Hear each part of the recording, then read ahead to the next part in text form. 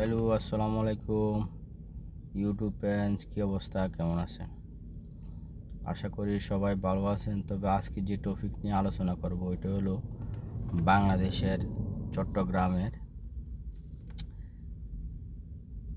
যে মায়ানমারের যে আরাকান আর্মি মায়ানমারের সাথে যুদ্ধ করছে।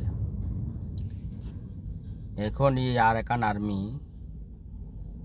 এখন থেকে বোঝা গেল যে আরাকান আর্মি তো এটা সাধারণ মানুষ না, এটা হইলো যে জাতিসংঘ বা আমেরিকার পক্ষ থেকে আরাকান আর্মির, ঠিক আছে। নইলে এখন জাতিসংঘ থেকে বলতেছে আরাকান আর্মির জন্য এই করিডোর চাই, করিডোর লাগবো। করিডোর হলেও বাংলাদেশের ভিতর দিয়ে রাস্তা লাগবো, যে ওইখানে আরাকান আর্মির জন্য খাওয়া দাওয়া বা অস্ত্র শস্ত্র নেওয়ার জন্য। এখন আমার প্রশ্ন হলো, ডক্টর ইউনূস স্যার তো ওই সময় বলছে যে কোনো যে জিনিস আছে দেশের ওইগুলো নিয়ে আলোচনা করব, যার রাজনৈতিক দলের সাথে আলোচনা করেই সব করব। কিন্তু এখন রাজনৈতিক দলকে বাদ দিয়ে এখন ডক্টর ইউনূস স্যার ডাইরেক্ট ইয়ারে দিয়ে দিল, করিডোর দিয়ে দিল। এটা তো ডক্টর ইউনূস স্যার ভালো করে নাই, এটা তো একদম আমি মনে করি যে অন্যায় হয়েছে। আর হইলো যেটা কালকে দেখলাম, আমাদের পররাষ্ট্র যে উপদেষ্টা আছে উনি বলল যে আরাকান আর্মিরে করিডোর দেওয়া হয়েছে, যে বাংলাদেশের ভিতর দিয়ে রাস্তা। এখন তো এই করিডোর তো বাংলাদেশের জন্য কত মাথা ব্যথা হয়ে দাঁড়াবে, এটা সে পরবর্তীতে বুঝবে, কারণ এটা এখন বুঝবো না।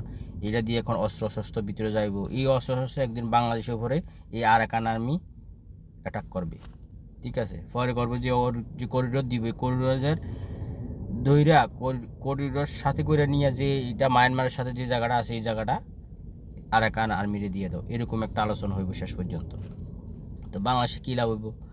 বাংলাদেশের এত বুদ্ধি কেন? বাংলাদেশের এত টেনশন কী জন্য? আমাদের দেশে দিয়ে কোনো করিডোর দেওয়া হবে না, আমাদের দেশের থেকে রাস্তা দেওয়া হবে না কোনো কারণ। কেন দেওয়া হবে না? আজকে যে কত বছর রোহিঙ্গারা যে আইসা বসে আছে এখানে, রোহিঙ্গারা যে ওই সময় আসলো শেখ হাসিনার সরকার আমলে, শেখ হাসিনা জায়গা দিছে ওই সময়। এই সরকার, এই লোকটি তো আর মারে ফাড়াতে পারে না, কেউ পারে না। এখন ইনি সরকারও তো পারে নাই। এখন আবার উল্টো হইব কি, যে আরও 2-3 লাখ বা 5 লাখ মায়ানমারে আছে যে মুসলিম রোহিঙ্গা মুসলমান, ওই রোহিঙ্গা মুসলমানদেরকে এনে তারা এই যে এখন দেখো এই দেশে করিডোর দিব, যখন এই দেশে পাঠাইব, বাংলাদেশে পাঠাবি, এখানে থাকবে, এই অরাজকতা সৃষ্টি করব। তো এই ডক্টর ইউনূস স্যার কি এটা কি বুদ্ধি কি উল্টাই গেছে?